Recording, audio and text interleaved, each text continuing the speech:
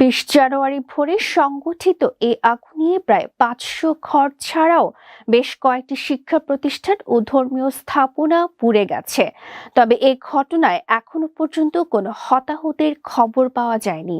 Fire service ও স্থানীয় সূত্র জানায়, আনুমানিক ভোর ৩টা ৪৫ মিনিটে উখিয়ার পালংখালী ইউনিয়নের শফিউল্লাহ কাটা এলাকায় অবস্থিত ১৬ নম্বর ক্যাম্পে D4 ব্লকে আগুনের সূত্রপাত হয়।